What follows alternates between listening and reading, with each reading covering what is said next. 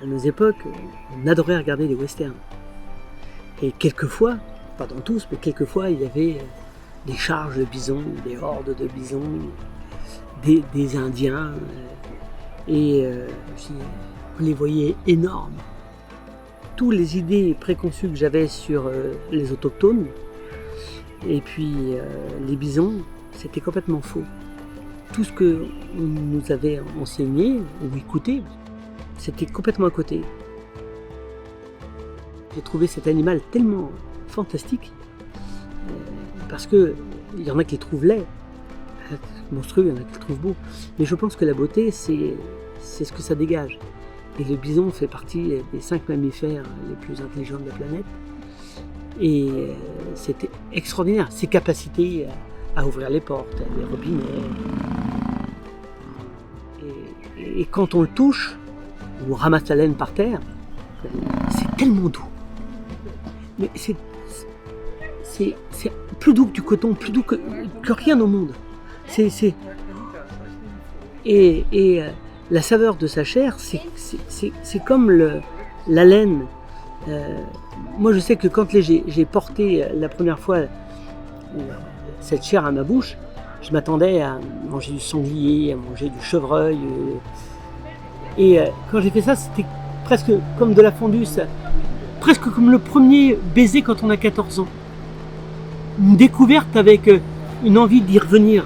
Et j'ai dit ça, il faut absolument ramener ça parce que c'est extraordinaire.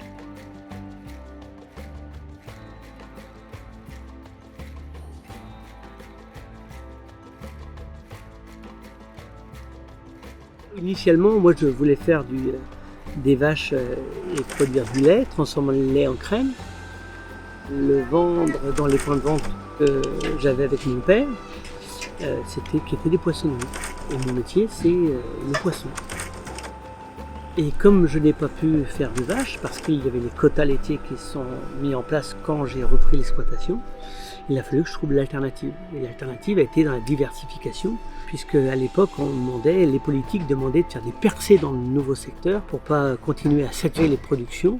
Donc un jour, dans la salle d'attente chez mon dentiste, j'ai pris un livre, c'était le National Geography, et puis j'ai regardé, parler du bison, et voilà, l'idée m'est venue tout simplement.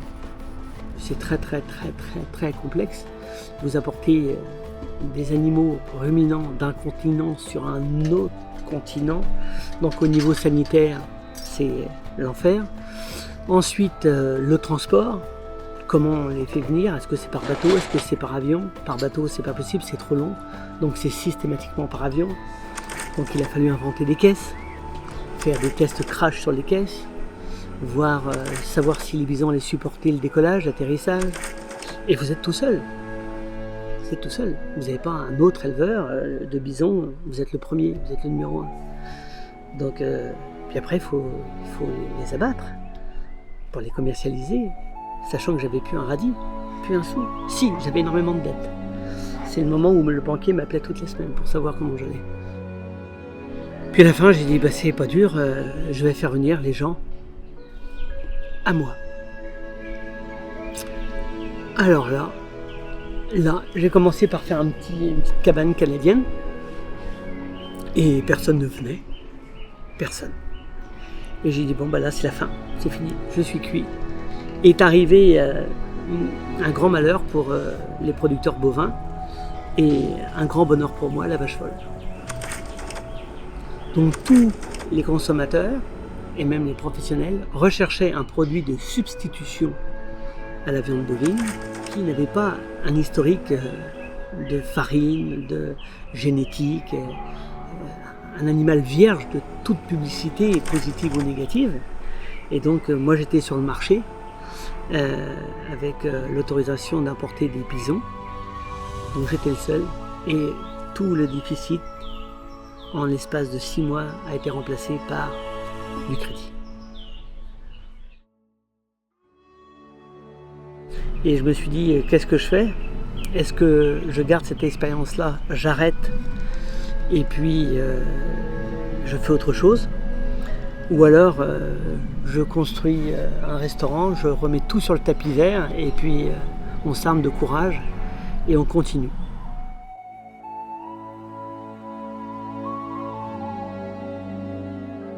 Je dirais que l'émotion, c'est faire quelque chose qui n'existe pas. Parce que faire venir 120 000 personnes dans Mugedan, où il n'y a que 100 habitants, où ici il n'y avait rien, que des ronces et des collines. Il faut à un moment donné être visionnaire et avoir un schéma dans votre tête avec une chronologie bien déterminée, mais vous êtes le seul à l'avoir dans votre tête. Et quand vous en parlez aux gens, les gens n'arrivent pas à schématiser ce que vous dites. Il faut être presque comme un orque. Il faut que ça vous glisse dessus. Les gens disent, vous êtes un monstre, vous élevez des animaux pour les manger. Les Indiens en faisaient un dieu parce qu'ils respectaient tout du bison.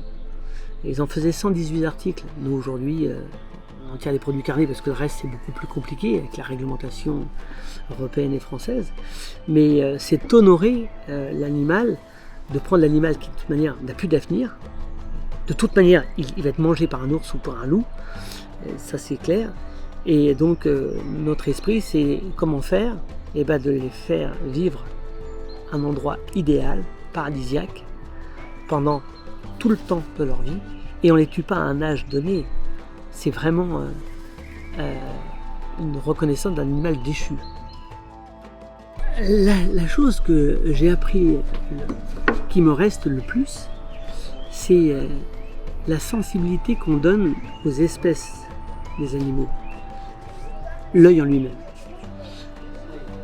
Quand on voit un bison, ça a comme l'œil d'un cheval.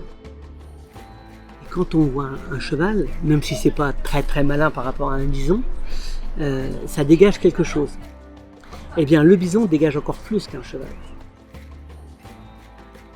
Quand on voit une poule, on apporte peu de sensibilité à une poule ou un canard, parce que ça n'a pas de regard. Et l'œil reste une fenêtre qui donne directement sur l'esprit, l'âme. Et dans le monde animal, l'expression de l'œil et de tout ce qui est la proximité, ses sourcils, ses cils, quand il fronce, etc., vous pouvez lire comme un livre ouvert lorsque vous l'avez pratiqué pendant des années. Au début, vous ne comprenez pas trop, mais après son attitude, et vous le voyez bien, son regard, la crainte, la peur, l'agressivité, et tout ça, ça se fait à l'instant T. Il faut bien savoir que l'animal, quand lui, il est pourchassé, pour lui, il court avec l'énergie du désespoir, parce que s'il est attrapé, il pense qu'il va mourir.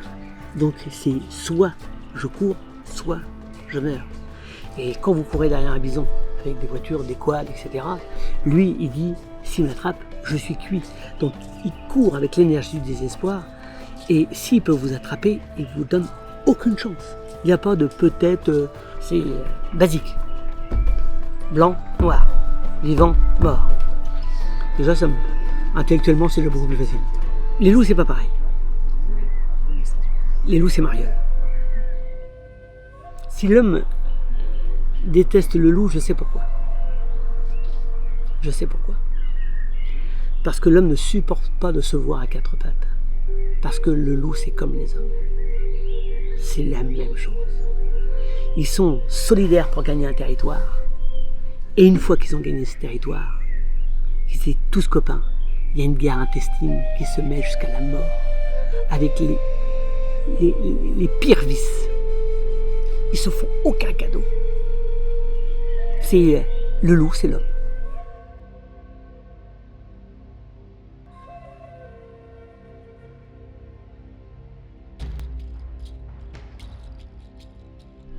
Il y a différentes meutes et j'arrive jamais à les cerner. Jamais, jamais. Un bison, je vais savoir comment ça réagit, comment ça se passe. Un cerf aussi.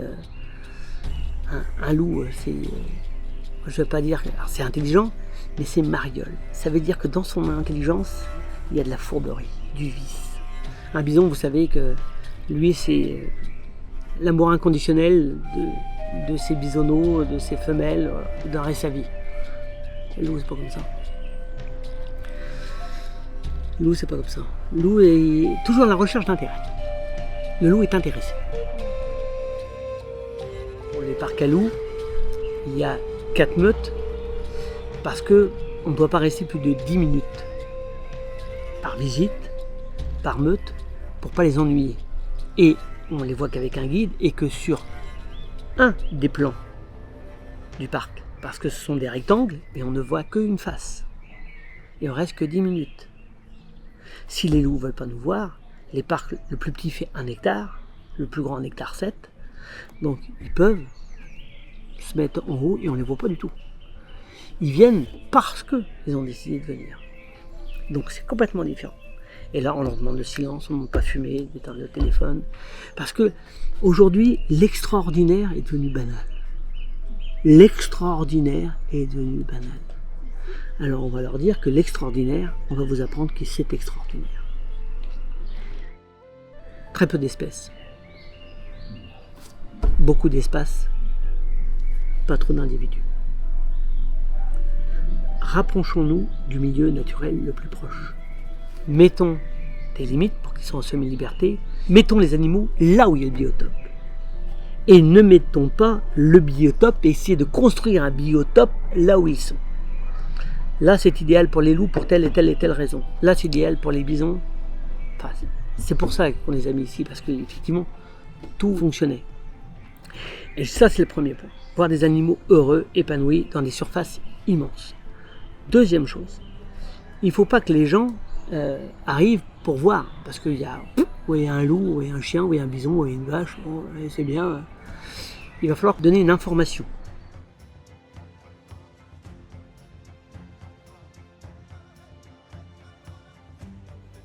La nature est toujours là pour vous. La nature ne vous juge pas. La nature vous accueille 24 ans sur 24. Elle est là pour vous. À vous de savoir prendre cette générosité. Les autochtones m'ont appris pas mal aussi. Ils disent, pour arriver à comprendre la nature, il faut que tu entendes le tambour. Ah, un tambour. Donc ils m'ont demandé de faire une expérience. Ils m'ont mis dans une cabane grande comme 3 fois la table, là, avec un lit, pas de drap, juste des morceaux de bout de bois, un poêle. Il me dit, écoute bien, tu pourras descendre au village, un village 3 maisons, quand tu entendras le tambour. Mais qu'est-ce que j'ai à manger? Rien. De l'eau, dans un seau. Donc, première journée, c'est l'enfer. Parce que vous êtes toujours dans le travail, etc. Alors, vous écoutez, pas de tambour. La nuit, pas de tambour. Le lendemain matin, pas de tambour. Il vient me voir, au bout de 2 jours, il me dit, est-ce que tu as entendu le tambour? J'ai rien entendu du tout. Rien entendu du tout, rien. Se repasse une journée, et le matin de la 3e journée, j'ai entendu le tambour. C'est le battement de votre cœur. Et je l'ai vu, c'est comme j'étais comme ça, à rien faire, et j'ai vu mes veines qui faisaient tac, tac, tac, tac. J'ai dit, le tambour, c'est mon cœur. Et pour arriver à entendre son cœur dans sa poitrine, il faut un vide spirituel total. Total. Et c'est le premier instrument de musique que l'enfant entend dans le ventre de sa mère. C'est pour ça que les autochtones, ils font don, don, don, don, don, c'est le cœur de la terre. Don, don. C'est pas de la musique, ils appellent le cœur de la terre. Bon, bon, bon, bon. Ouvrez vos sens. Ouvrez vos sens. Écoutez, sentez, verrez. Vous avez 1h30, prenez la nature. Voilà. Prenez-la à bras le corps.